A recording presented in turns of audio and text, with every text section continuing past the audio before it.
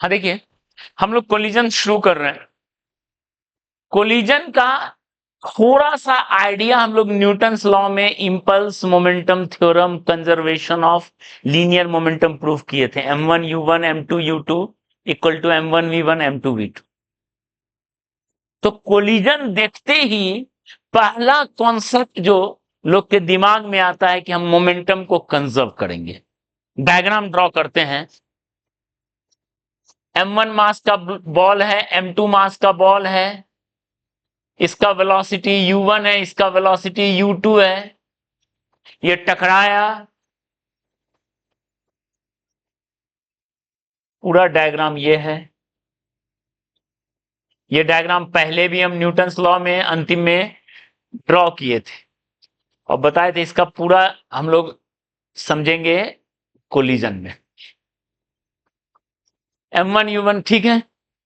ये है before collision, ये है ड्यूरिंग कोलिजन जो कि हमको दिखता नहीं है नेकेड आई से। पार्टिकल का कोलिजन ड्यूरिंग कोलिजन वाला प्रोसेस नहीं दिखता है।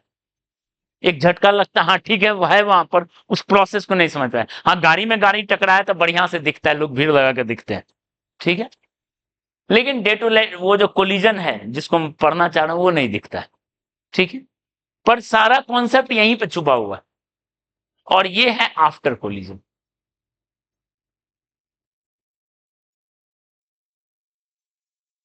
ठीक है। आफ्टर कोलिजन वो v1 v2 से इसे निकल गया, यानी और ड्यूरिंग कोलिजन में कॉमन स्पीड से चलता है। ड्यूरिंग कोलिजन में साथ चला, पहले अलग था, साथ चला फिर अलग हुआ, ठीक है। m1 and m2 are masses of colliding bodies and u1 u2 v1 v2 are velocities। ध्यान रहे, क्योंकि हम मोमेंटम को कंजर्व कर रहे हैं। मोमेंटम एक वेक्टर क्वांटिटी है, तो मास इंटू स्पीड नहीं, mass into velocities before and after collision,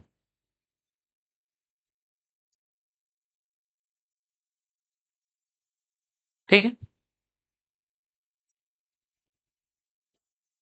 v1 v2 कोई जरूरी नहीं है, प्लस माइनस के हिसाब से अपने आप आ जाएगा। बिल्कुल हो सकता है, एक डायरेक्शन में हो सकता है, अलग अलग हो सकता है, ये दोनों एक डायरेक्शन में हो सकता है, अलग अलग हो सकता है, इसलिए हम लिख रहे हैं वेलोसिटीज। अगर आपने एक डायरेक्शन को प्लस माना, उसी में रिजल्ट आ रहा है तो यस उसी तरफ है, लेकिन माइनस आ गया तो उल्टा।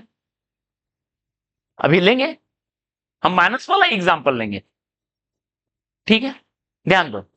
तो पहला गिवन क्या है, क्वेश्चन क्या है? क्वेश्चन है if u1 u2 are given, find v1 and v2। Question ये, कोलिजन से पहले का वेलोसिटी दिया हुआ है, आपको कोलिजन के बाद का निकालना है वेलोसिटी। समझ में आ रहा है? तो पहला जो कॉन्सेप्ट लग रहा है वो लग रहा है COLM। क्या बोलेंगे? Conservation of linear momentum of system. Momentum of system initial equal to momentum of system final. Initial और फाइनल मोमेंटम सेम होगा क्योंकि एक्सटर्नल फोर्स जीरो। इसको हम डेराइव कर चुके हैं। क्यों सेम होगा? ऑलरेडी डेराइव कर चुके हैं न्यूटन्स लॉ में। But individual momenta change, individual momenta of particle changes.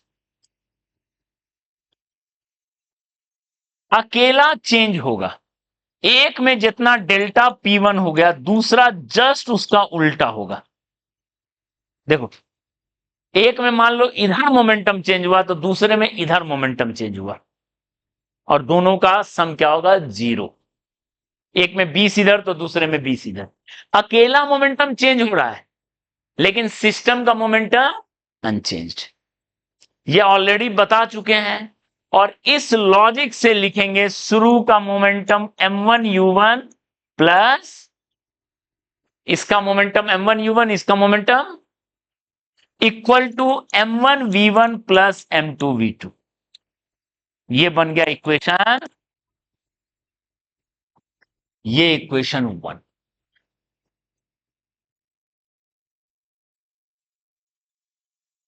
ठीक है, ये इक्वेशन 1। ओके,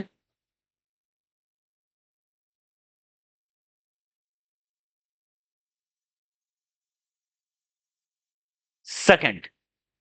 अब बताइए सेकंड इक्वेशन का जरूरत क्यों पड़ा? उसका जरूरत इसलिए पड़ा कि आपके पास दो वेरिएबल है, v1 v2 निकालना, और एक इक्वेशन।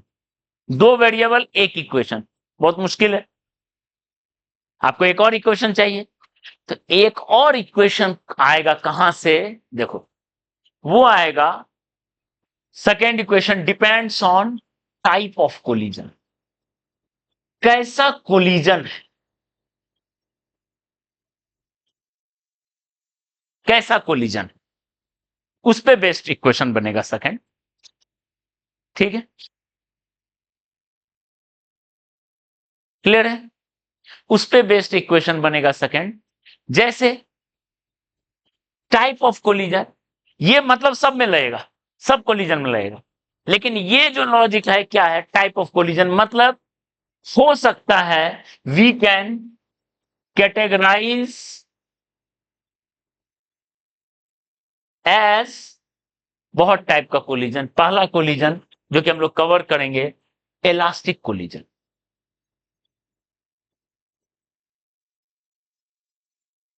इसमें सिस्टम का initial kinetic energy equal to system का फाइनल काइनेटिक। ठीक है, शुरू का जितना काइनेटिक एनर्जी है, बाद का काइनेटिक एनर्जी सेम। इसको कहेंगे elastic collision. There is no loss of kinetic energy. Second, in elastic collision, जो डे टू डे लाइफ में हमें दिखता है। यहां क्या होगा? काइनेटिक एनर्जी सिस्टम का इनिशियली जितना था वो ज्यादा था फाइनली। मतलब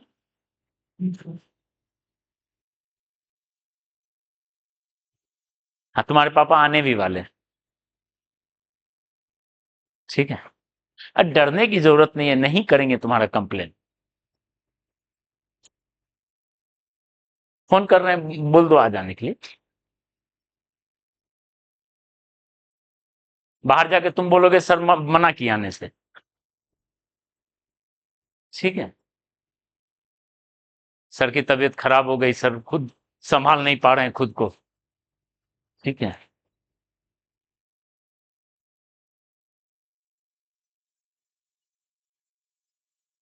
ठीक है। इनइलास्टिक कोलिजन देखो, इनिशियल शुरू में ज्यादा काइनेटिक एनर्जी, बाद में कम। इसका मतलब लॉस हुआ काइनेटिक एनर्जी का, काइनेटिक एनर्जी का लॉस हुआ। ठीक है, थर्ड टाइप का कोलिजन है सुपर इलास्टिक कोलिजन।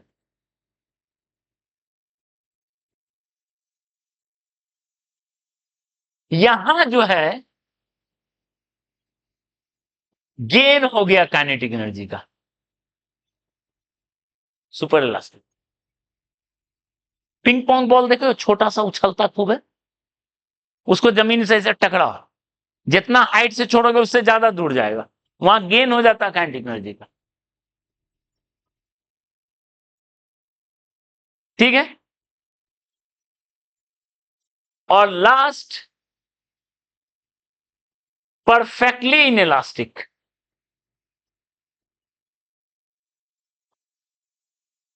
इसमें क्या हो जाता है?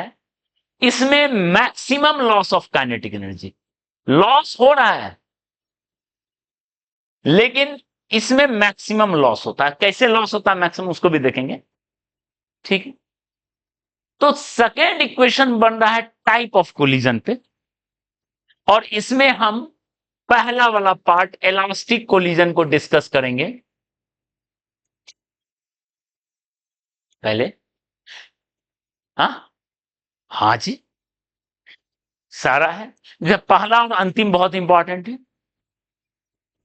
ठीक है। एनसीईआरटी में पहला और अंतिम दिया हुआ है, ठीक है। कंपटीशन में ये भी आता है, बता देंगे सब। पहले पहला और अंतिम को तो कवर करें।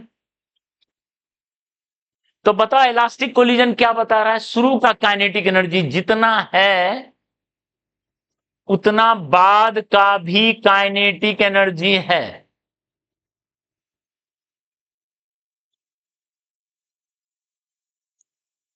ये हो गया सेकंड, ठीक है।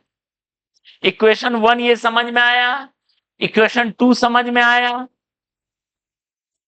अगर इलास्टिक होगा तो वो है, क्लियर है।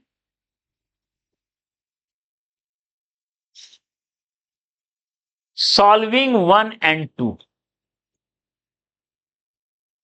1 और 2 को अगर हम सॉल्व करें,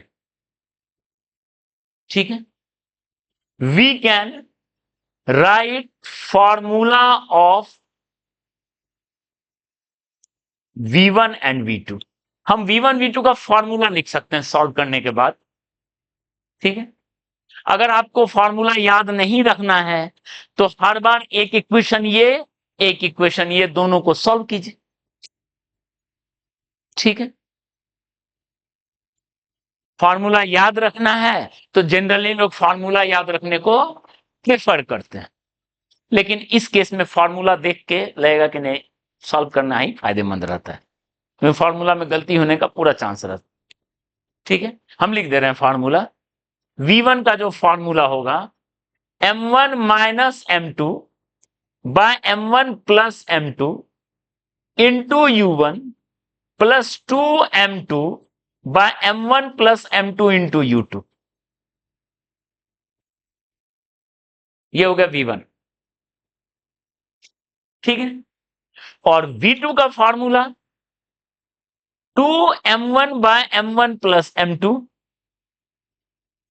U1 plus M2 minus M1 by M2 plus M1 into, बस हो गया, ठीक है। तो अब तुम्हारे बुद्धि पे है कि तुम याद रखो, पर एनसीईआरटी में एक फॉर्मूला है, ठीक है। अगर क्वेश्चन आए और आप सॉल्व करके बनाओ तो हो सकता है टीचर गुस्सा करने लगे, ठीक है।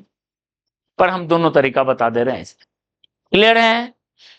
ये है V1 V2 का, ओके। तो ये तब लग रहा है फॉर्मूला जब इलास्टिक हो। अगर मान लो इफ दिया रहेगा कि final kinetic energy initial final कम है, इनिशियल का आधा है, इनिशियल का आधा है, तो आपको फिर सॉल्व करना पड़ेगा।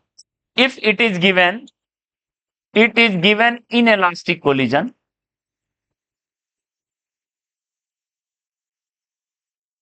सच दैट, मान लेते हैं ऐसा है, फाइनल जो है equal to half of initial, ऐसा भी तो दे सकता है, लॉस हो रहा है, ठीक है। तब आपको सॉल्व करना पड़ेगा, मतलब क्या मिलेगा equation, half M1 V1 square half M2 half times U1 square U2 square. इसको ये इक्वेशन 2, ये पहले इक्वेशन 2 ये था, अब ये 2 बन गया। 1 ये है, solve 1 and 2 to get V1 and V2।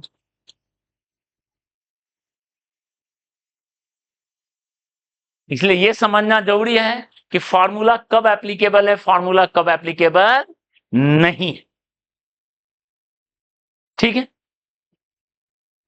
C case में हाँ हो सकता है, अगर दिया रहेगा कि फाइनल काइनेटिक एनर्जी डबल है तो ये 2 लिख देंगे इसमें, वो भी होगा, ठीक है।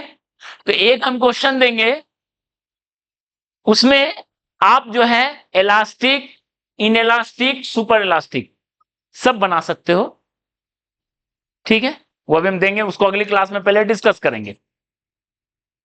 समझ में आया? समझ में आया कहानी क्या है? ओके, थोड़ा सा और बताएंगे।